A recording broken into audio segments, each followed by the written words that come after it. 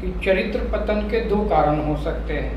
समाज पर कठोर नियंत्रण जिससे सत्ताधीशों का चरित्र गिर जाए, अथवा नियंत्रण का अभाव जिससे नागरिकों का चरित्र गिर जाए। कहना क्या चाह रहे हैं आप? नहीं, ये तो बिल्कुल क्लियर है जो लाइन आपने पढ़ी है जी।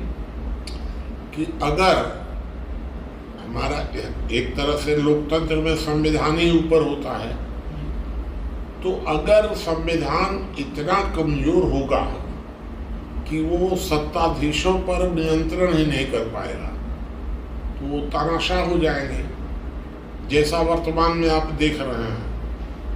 तो वर्तमान में संविधान राज्य पर, तंत्र पर कंट्रोल ही नहीं कर पा रहा है एकदम।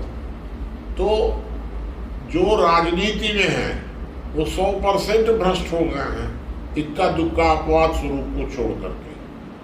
तो उनका चरित्र गिर गया एकदम से, मनमाना कर रहे हैं, कुछ भी कर रहे हैं एकदम से। दूसरी ओर अगर राज्य कमजोर हो जाए, नियंत्रण ही न रख सके, तो राज्य का अगर नियंत्रण ही नहीं रहेगा तो लोगों का चरित्र गिर जाएगा, लोग उच्छृंखल हो जाएंगे एकदम से। ये दोनों बातें बिल्कुल सही हैं कि संविधान जो होना चाहिए वो संतुलित होना चाहिए, अर्थात न तो इतना कमजोर हो कि राज्य मनमाना करने लग जाए, और न इतना जब मजबूत हो जाए कि राज्य तानाशाह बन जाए। ये दोनों बातें तो बिल्कुल सही हैं, इसमें तो क्या गलत है बताइए।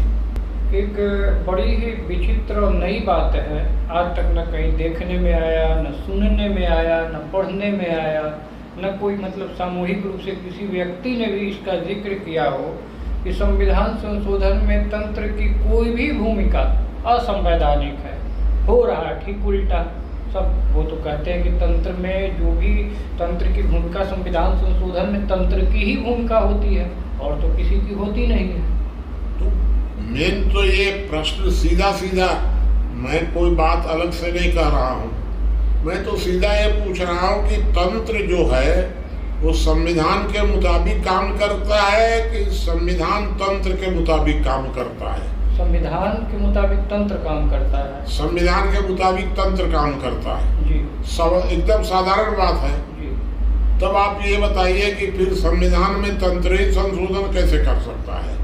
तो ये तय करना पड़ेगा कि दोनों में से कौन ऊपर है। कोई परिवार का मुखिया जो है वो अपने परिवार के लिए संविधान बनाता है कि हम लोग पूरे परिवार के लोग मिल करके इस संविधान को बनाते हैं। तो भाई अब उसमें कोई गड़बड़ी दिखती है तो क्या उस संविधान को संशोधन करने के लिए दूसरे परिवार को हस्तक्षेप करना होगा, पड़ोसी बुलाए, या उसी परिवार के लोग मिलजुल कर बैठ करके उस संविधान को संशोधन कर दें? उसमें दूसरा परिवार कैसे दखल दे सकता है?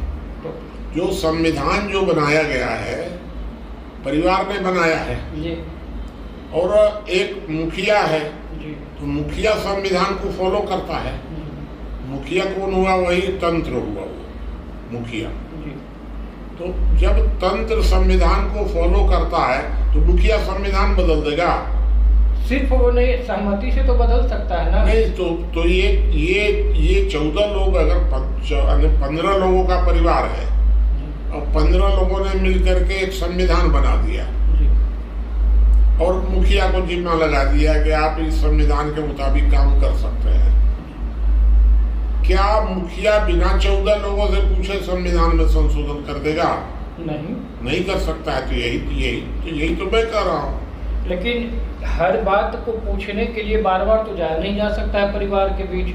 तो ये बात वो संविधान में पहले लोग उसको परमिशन दे दे।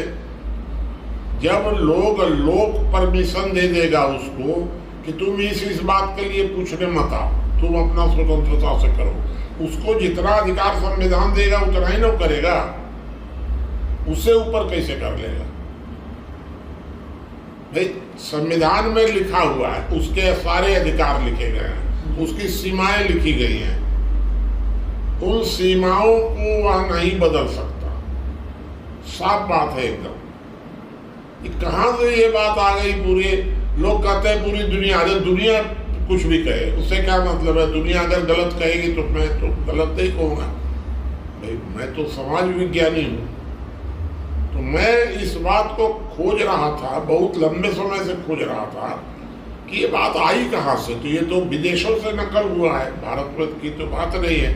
विदेशों ने कह दिया कि संविधान संशोधन तंत्र कर सकता है, विदेशों ने कह दिया, आपने उसको मान लिया। मैं कैसे मान लूंगा भाई? एकदम बिल्कुल ही गलत है, क्योंकि तंत्र संविधान के मुताबिक काम करता है और तंत्र संविधान में किसी तरह का फेरबदल नहीं कर सकता।